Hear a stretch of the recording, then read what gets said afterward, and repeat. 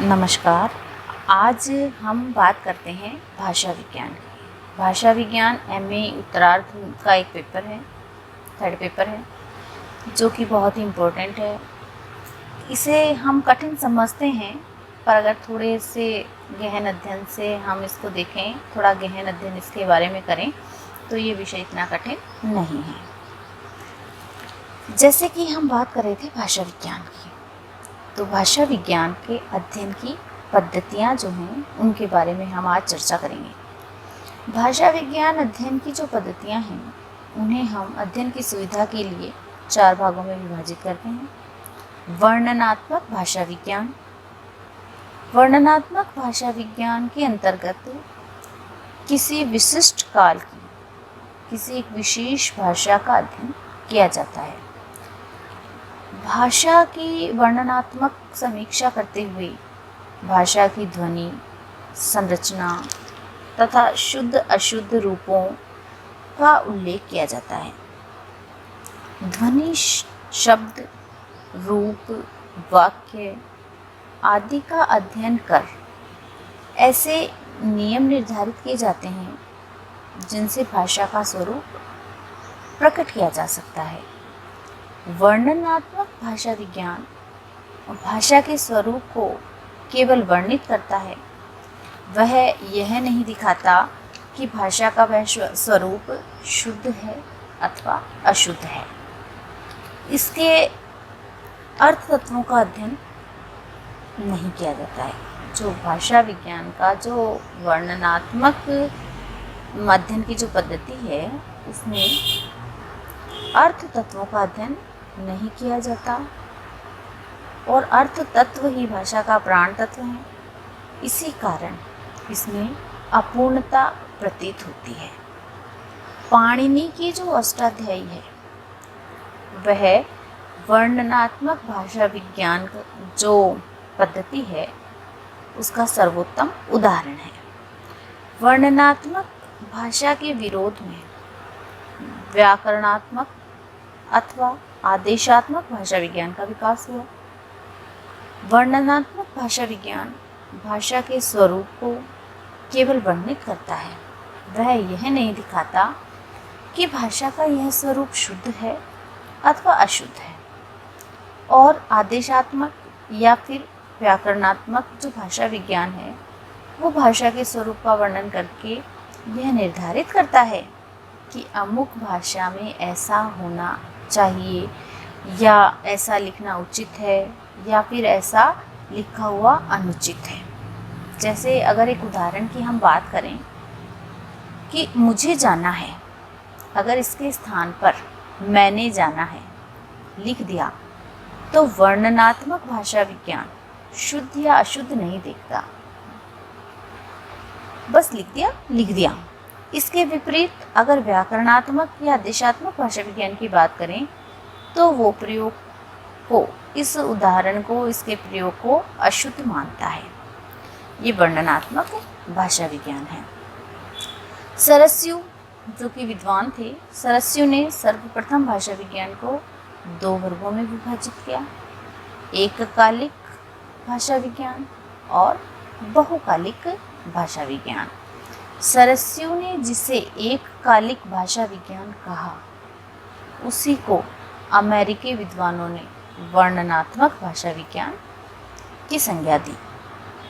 हिंदी भाषा के विकास क्रम को अगर हम 3 भागों में विभाजित करें तो उसमें आदिकाल, मध्यकाल और आधुनिक काल, ये 3 भाग आ गए, आदिकाल, मध्यकाल और आधुनिक काल। इनमें से अगर किसी एक काल का अध्ययन, विश्लेषण, वर्णनात्मक एकीकरण कहलाता है। यह विश्लेषण किसी एक काल बिंदु पर ही केंद्रित रहता है, इसलिए यह एककालिक अध्ययन कहलाता है।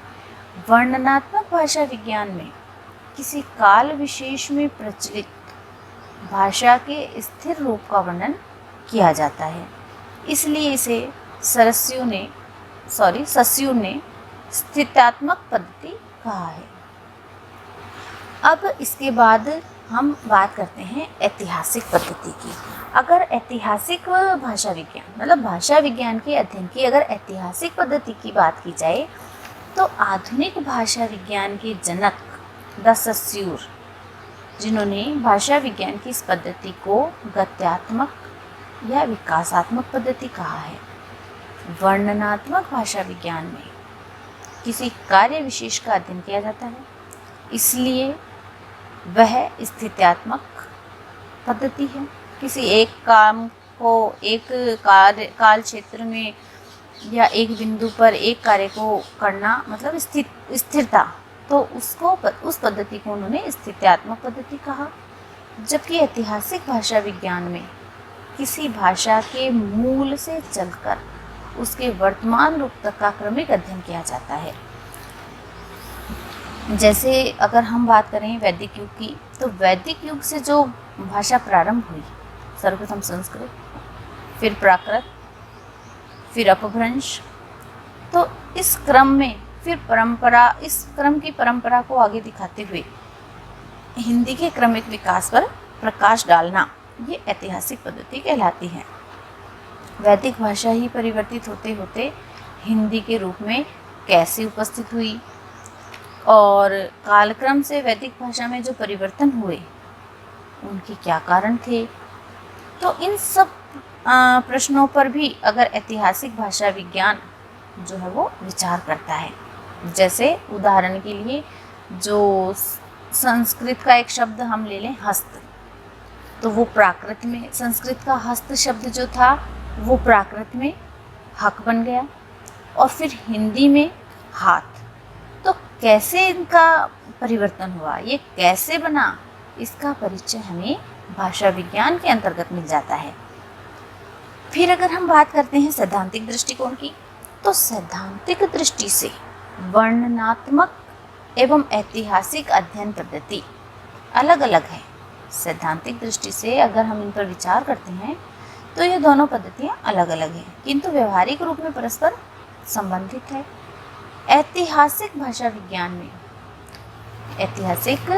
विज्ञान में किसी भाषा का विकास क्रम बताते हुए, किसी भी भाषा का अगर विकास क्रम की हम बात करें ऐतिहासिक पद्धति में और वर्णनात्मक पद्धति में, किसी भी भाषा का विकास क्रम बताते समय उस भाषा की काल विशेष की स्थिति बताना आवश्यक होता है। एक ही भाषा कितने कालों को पार करते हुए विकसित हुई, उन पर कामों मतलब उसने कितने काल पार कर दिए, कौन कौन से समय से वो गुजरी है और कितने कालों को पार करते हुए विकसित हुई है, उन कामों में उन भाषा का जो विश्लेषण किया गया, जो काल उन्होंने उस भाषा ने व्यतीत किए हैं, उस काल पर कितने ऐसे कार्य हुए जो विश्लेषणात्मक कार्यों की श्रेणी में रखे जा सकते हैं।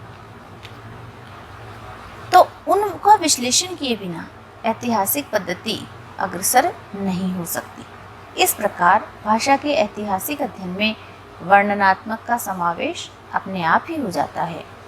जहाँ ऐतिहासिक वर्णन होगा वहाँ वर्णनात्मकता अपने आप ही आ जाती है। अब अगर हम बात करते हैं तुलनात्मक भाषा विज्ञान की, तो तुलना के लिए किन्हीं दो चीज़ों का होना अनिवार्य होता है। सभी जानते हैं कि तुलनात्मक अध्ययन के लिए दो चीज़ें आवश्यक हैं। अतः तुलनात्मक अध्ययन दो या दो से अधिक भाषाओं का किया जाता है। इसमें दो या दो से अधिक ध्वनियों, पदों, शब्दों, वाक्यों तथा अर्थों आदि का तुलनात्मक अध्ययन प्रस्तुत किया जाता है। ऐतिहासिक पद्धति में तुलना एक ही भाषा के विभिन्न कालों में प्रचलित भाषा के रूपों से की जाती है। ऐतिहासिक पद्धति में तो सिर्फ एक समय विशेष में जो प्रचलित रूप हैं उन्हीं की तुलना होती है, जबकि तुलनात्मक भाषा विज्ञान दो या दो से अधिक भाषा की तुलना करके उनमें निहित साम्य एवं वैसाम्य मतलब समानता और विषमता की जो परतें हैं उनको निर्धारित करता है। तुलनात्मक भाषा विज्ञान की दृष्टि से भाषा शिक्षण और अनुवाद का कार्य चला। उसमें भाषाओं में अंतर मालूम करने के लिए एक विशिष्ट विधा का प्रचलन हुआ, जिसे व्यतिरेकी भाषा विज्ञान नाम दिया गया। व्यतिरेकी भाषा विज्ञान इसका नाम रखा गया। व्यतिरेकी का अर्थ है विरुद्ध, मतलब एक भाषा भाषी जब दूसरी भाषा सीखता है तो दोनों भाषाओं में जो बात समान होती है वह तो आसानी से उसकी समझ में आ जाती है, वो उसके सामने कोई समस्या उत्पन्न नहीं करती। लेकिन जहाँ अंतर होता है दोनों भाषाओं में, जिन शब्दों में या जिन पदों में अंतर है, वो अंतर ही उनके सामने समस्या उत्पन्न करता है।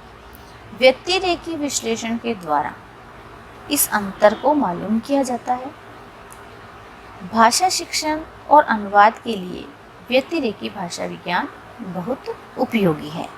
तो ये थी भाषा विज्ञान अध्ययन की चारों पद्धतियाँ। धन्यवाद।